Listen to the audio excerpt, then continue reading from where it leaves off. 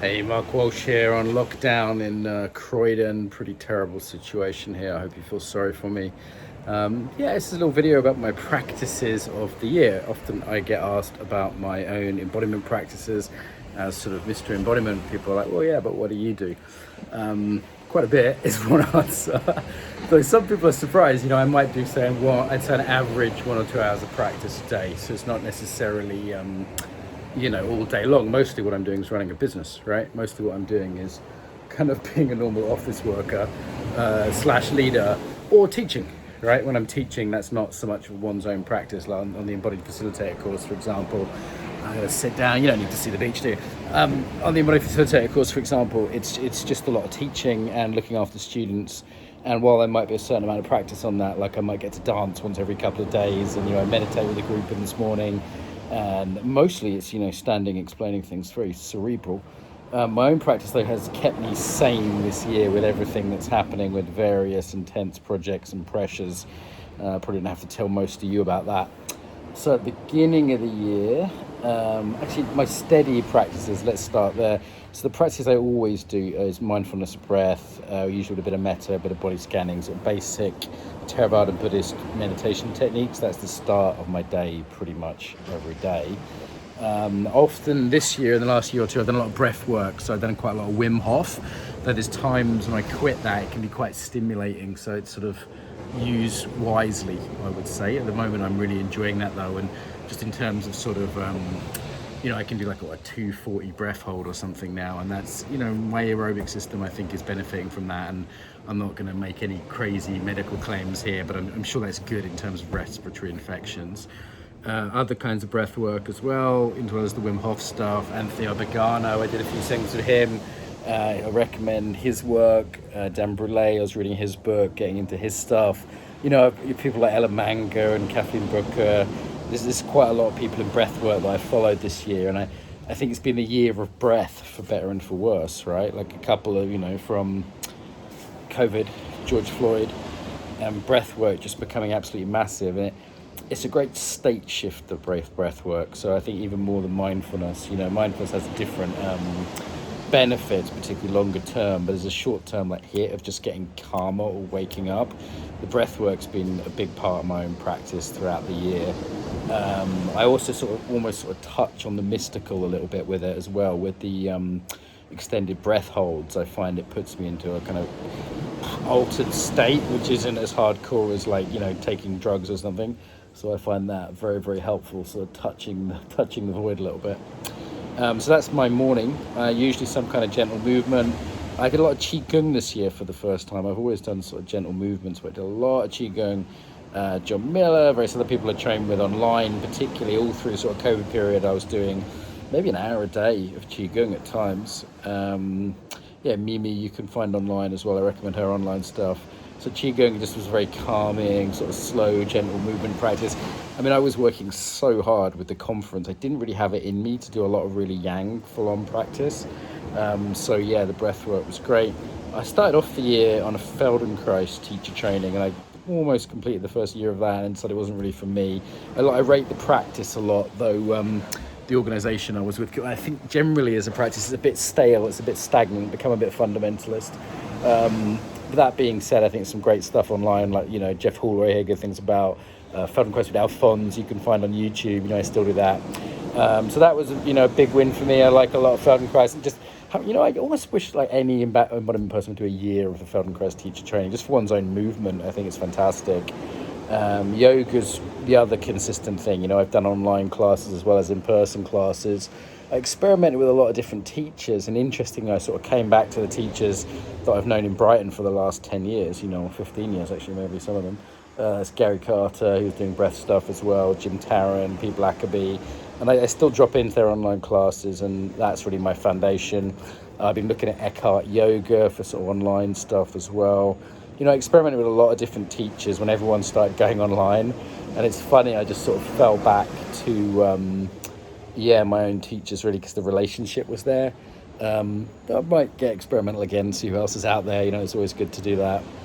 Normally in Brighton I do a fire rhythms practice once a week when I'm there, and that's the one thing I found very difficult to do online, actually. I did a few classes online, This woman in Findhorn I dance with sometimes, but I just couldn't really get into dancing online in my living room. I don't know why.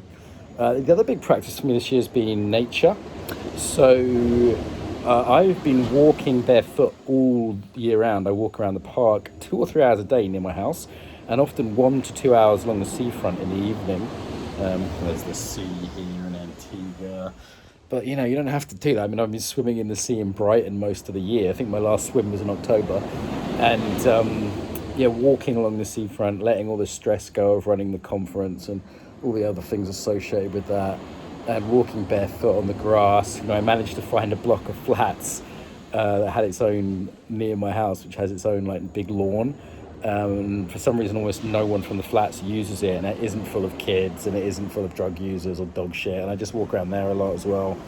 And the park near my house has quite a lot of trees in it, and I do my own coaching sessions there, my own mentoring. I find it helps inspire me, it helps relax me, but also just means I'm walking 10 to 20,000 steps a day. If I do 2 hours in a day and 1 hour at night, that's easy, 20,000 steps. So that's just kept me kind of healthy, just from walking. I think we need to walk more and sit less, right? So it's just one of the things I miss when I'm abroad, like now, where I can't get a phone reception, and it's when I'm walking around. So yeah, a lot of walking in nature, barefoot when I can, swimming in the sea every chance I get, whether it be cold or hot.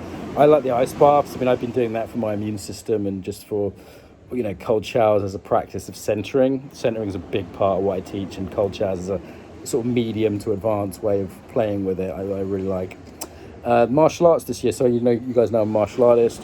Aikido's been my practice tradition. I still love very occasionally going to an Aikido class, but it has to be with sort of one of the really good teachers. I'm quite a snob of Aikido. I've got more into Sistema this year. I ended up training with Matt Hill, in going to his for a little bit. I think it was earlier in the year. God, it's a weird time distortion this year, huh? It's a weird time distortion with the year. Pretty sure that was the beginning of the year. I went and trained with Matt Hill, who I recommend highly. He's a gent, he's a great teacher.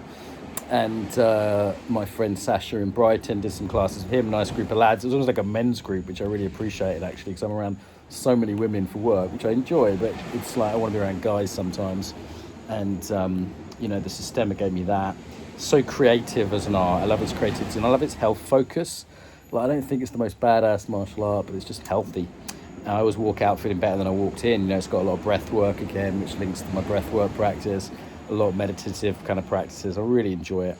I ended up going to the HQ in Moscow because I had a couple of trips to Moscow this year still, where I teach EFC. And I'd never been hit so hard, fucking hell, but really welcomed, nice people, incredible martial artists there. Really had an experience, and as someone who's done a lot of embodiment training, it's not often I'm wowed, but I really was by Mikhail in Moscow. I'm looking to train with Vladimir, who's his main student in Toronto this coming year.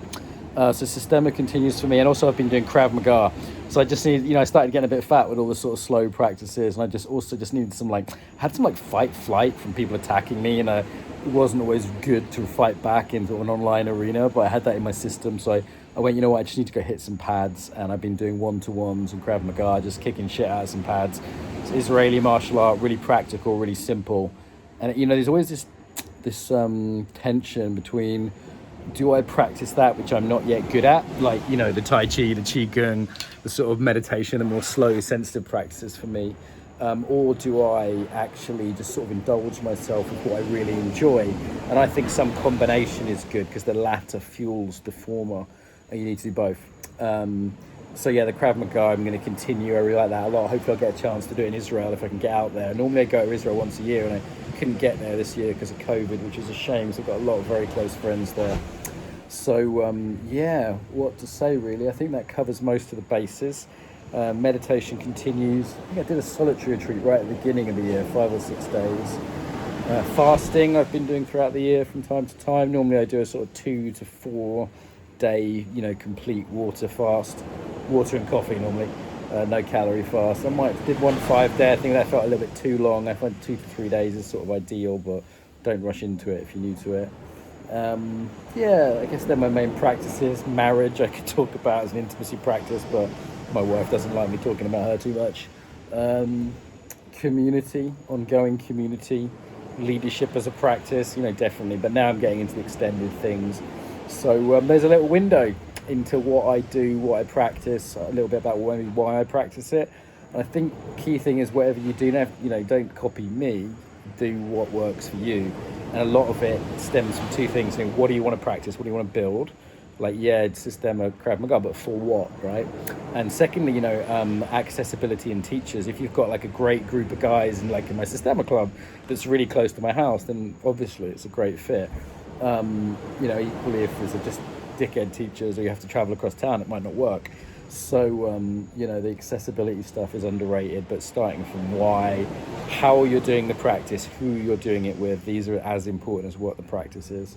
I think we're really lucky in the modern world, but we're almost swamped for too many practices, and that's something I'm really looking at now as an embodiment professional. Like, how do we make that simple for people? I mean, on EFC, we give people embodied yoga poses, which is very targeted.